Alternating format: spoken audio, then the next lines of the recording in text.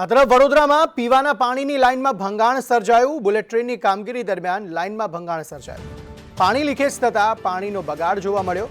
પાણીની લાઇનનું સમારકામ હજુ શરૂ કરાયું નથી। ભંગાણને કારણે હજારો લીટર પાણી ગટરમાં વહી રહ્યું છે।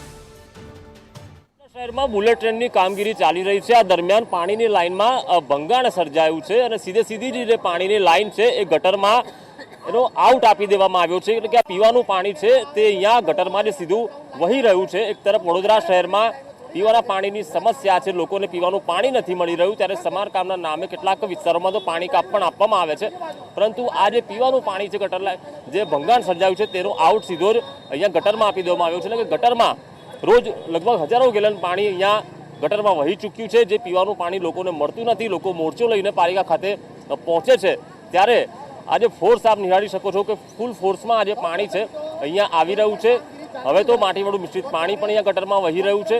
એટલે કે એક તરફ પાણી માટે લોકો અહીંયા હોબાળો કરતા હોય, ત્યારે વડોદરા શહેરમાં ક્યાંક આ કામગીરીના કારણે જે પીવાનું પાણી છે તે રોડ પર અહીંયા વહી રહ્યું છે। આ પાણી જે રીતે વહી રહ્યું છે સમગ્ર વિસ્તારમાં અહીંયા કાદવ કિચડનું સામ્રાજ્ય પણ અહીંયા જોવા મળી રહ્યું છે। સ્થાનિક નગરસેવક પણ અહીંયા ઉપસ્થિત થયા છે।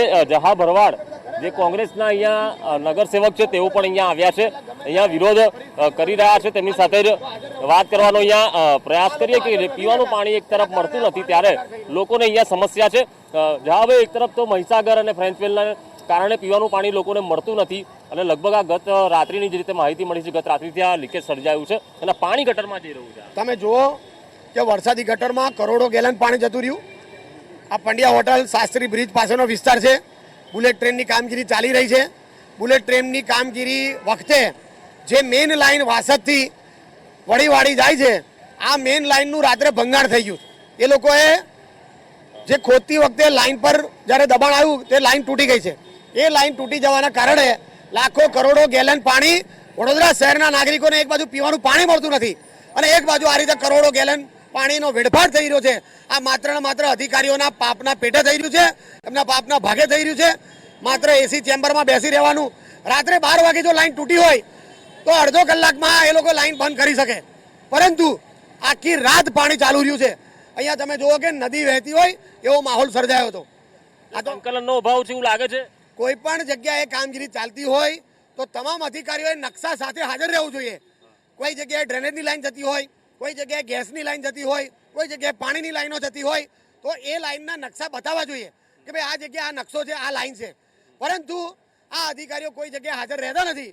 એના કારણે જે હવે આડેધડ ખોદી નાખે છે અને લોકોને એક તો પીવાનું પાણી મળતું નથી। મારા વોર્ડ નંબર 1માં સૌથી વધારે તકલીફ છે।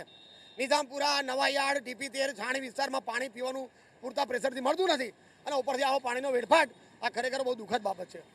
બિલકુલ, આ સ્થાનિક નગરસેવક છે કોંગ્રેસના જહા ભરવાડ, તેઓ આવ્યા છે। તેમનું કહેવું છે કે તેમનો જે વોર્ડ નંબર 1 છે ત્યાં પહેલેથી જ પીવાના પાણીની સમસ્યા છે, લોકોને પીવાનું પાણી નથી મળી રહ્યું અને અધિકારીઓના પાપે, સંકલનના અભાવે આ પીવાનું પાણી, હજારો ગેલન પાણી ગટરમાં વહી રહ્યું છે, ત્યારે આના જવાબદાર કોણ? કેમેરા પર્સન નિકેશ વડન સાથે કુણાલ શર્મા, સંદેશ ન્યૂઝ, વડોદરા।